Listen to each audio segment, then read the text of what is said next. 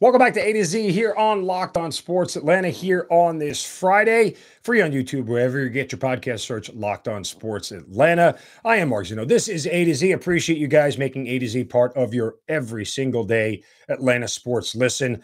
The Locked On Network has so many great things going on. You know, we talked with Grant McCauley yesterday, a host of the Braves Postcast. Of course, we got ATL Day Ones with Jarvis Davis and Tanitra Batiste, Hitting Hard with John Chuckery, Locked On Falcons, Locked On Hawks.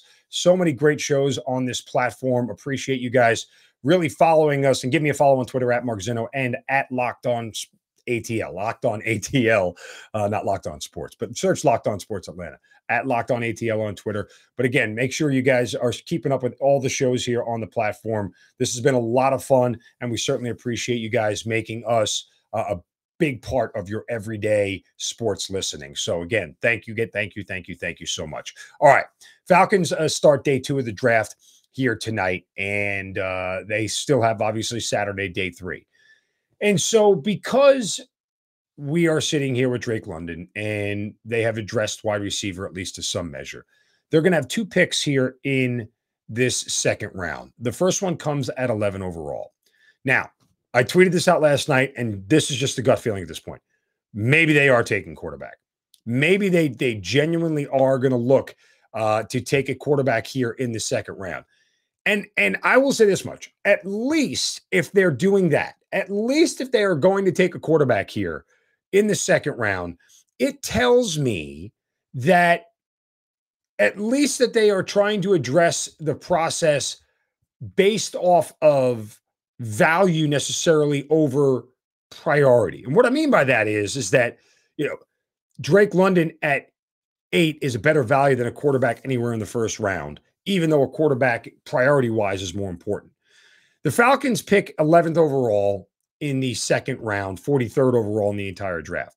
Now, the teams in front of them that could conceivably need quarterbacks, right, are Tampa. Believe it or not, I think that's real because Tom Brady's got 1 year left. The Texans and the Seahawks have 2 picks in front of them. There are 3 major quarterbacks still left: Malik Willis, Desmond Ridder, and Matt Corral. If the Falcons want to be sure that they get their guy, they're going to have to move up because I think somebody is taking those quarterbacks there. If not, there are teams in the second round, like the Lions, who were 14th overall in the second round, 46th overall in the draft, just 3 slots behind, that could jump up and go get a quarterback because they've got draft capital to expend, right? Like they have the ability to do it. And maybe the Falcons are willing to give away their other second round pick just to move up a little bit and make sure they get their guy. The Saints are also picking 17th in the second round, 49th overall. That's a team that could jump up. They're not afraid to move anywhere. They are very, very aggressive. So, I mean, there's a lot of different options out there in the second round. There's really nobody else in the second round right now that needs a quarterback that is willing to go get one. Maybe the Giants could take one knowing that Daniel Jones is not getting his 5th-year option picked up and give him a little competition. That's also a possibility, but it's all there. So if they want a quarterback, they probably can't sit back until 11 unless, of course, they're willing to just hope one of them falls.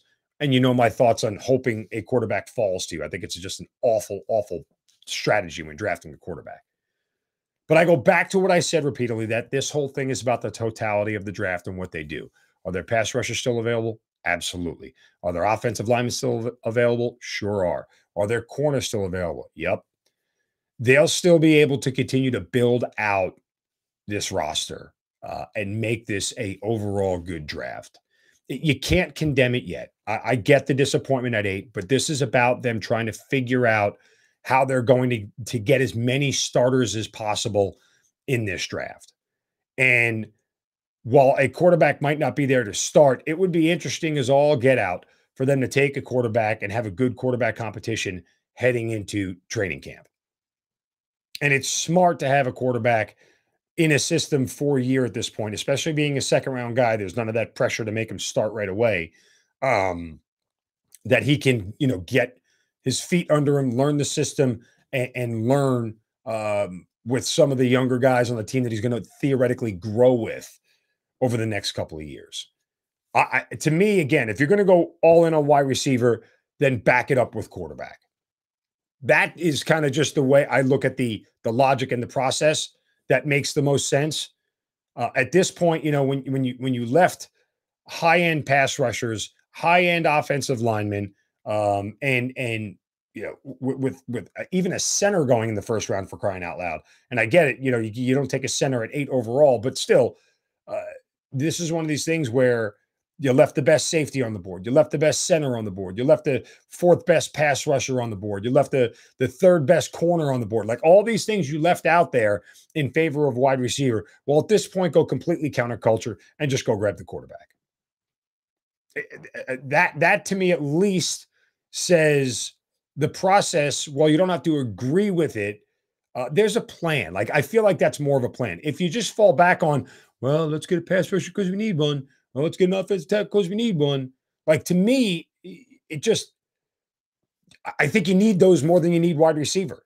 And that to me is part of the problem. Like if you're going to not go prioritize the most important positions at the highest level of the draft, well, then why are you going to do it in the middle rounds of the draft?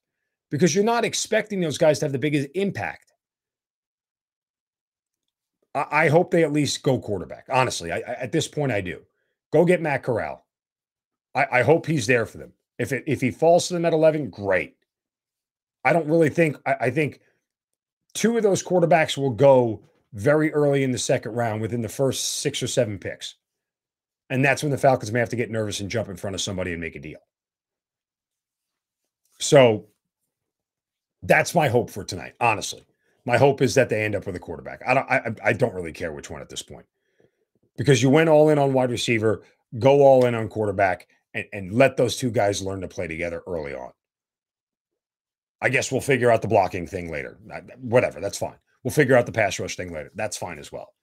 But that's my only guess as to what should happen on day 2, and go finding a quarterback there.